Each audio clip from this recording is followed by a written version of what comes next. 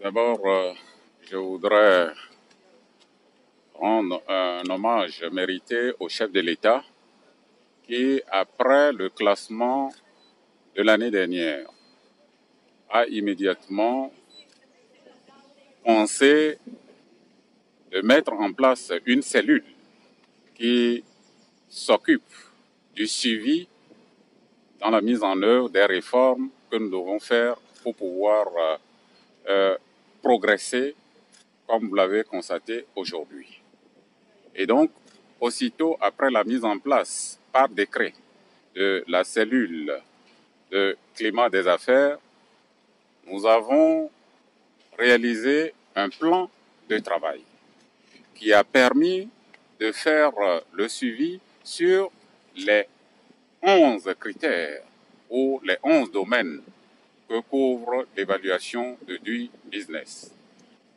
Et nous avons sérié les choses et travaillé fondamentalement sur les critères qui ne nous ont pas permis l'année dernière de connaître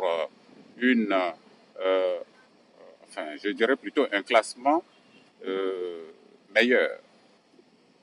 Alors, cette année, et comme vous venez de le suivre, le Togo a été reconnu avoir réalisé des réformes dans 6 domaines.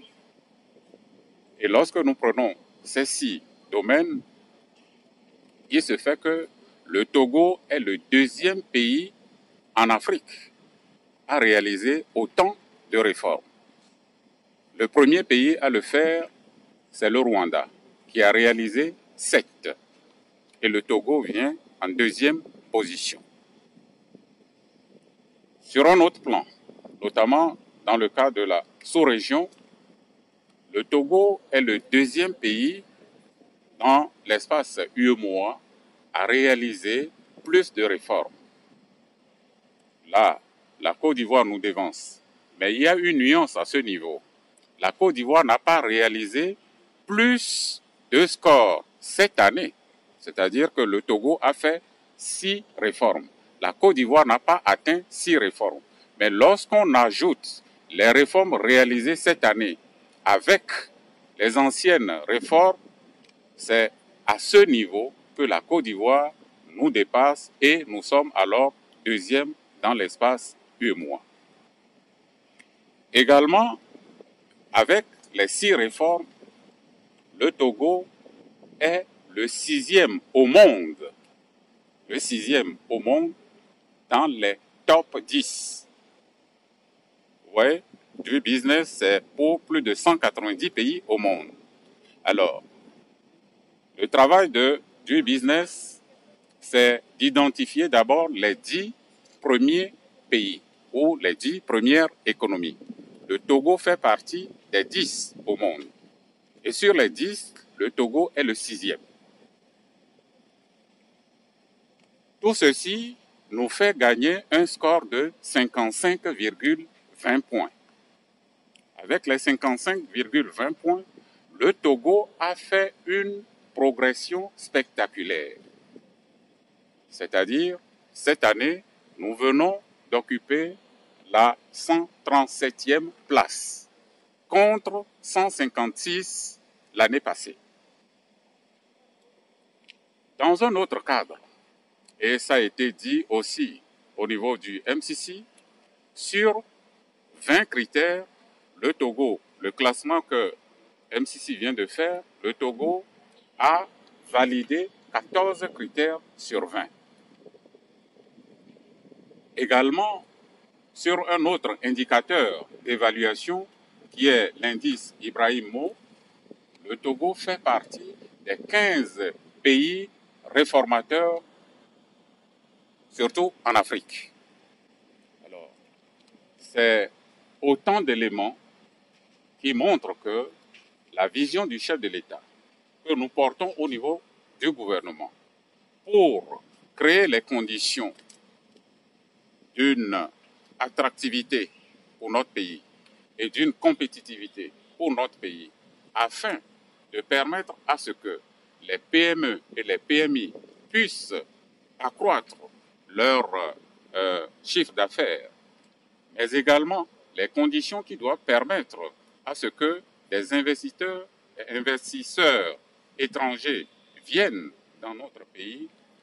Tous les indicateurs que j'ai déclinés en amont montrent bien que nous sommes sur la bonne trajectoire et nous devons aller de l'avant.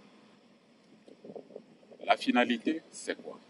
C'est de créer des conditions pour générer des ressources, créer de la richesse et faire face aux besoins de nos populations. En matière d'éducation, de la santé, de l'accès à l'eau potable, accès à l'électricité, mais également l'emploi de la jeunesse et l'autonomisation de la femme. Lorsqu'on aura fait bouger les lignes sur tous ces tableaux, vous comprendrez que nous luttons pour éradiquer la pauvreté dans notre pays. Je saisis cette opportunité pour lancer un appel à la jeunesse. Vous n'avez pas oublié que le 3 janvier de cette année, le chef de l'État a décidé que 20% des marchés publics soient attribués aux jeunes entrepreneurs. Donc, c'est pour vous dire que le gouvernement travaille sous la houlette du chef de l'État pour permettre à ce que nos jeunes diplômés aient de l'emploi, que les femmes, leurs activités puissent prospérer et qu'ensemble, nous bâtissions notre pays dans la paix, la sécurité.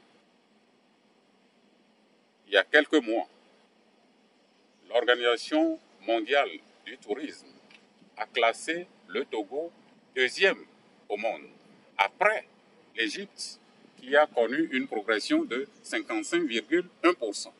Et le Togo a connu 46,8%. Vous voyez? Donc, nous ne devons plus perdre notre énergie dans des situations qui ne méritent pas.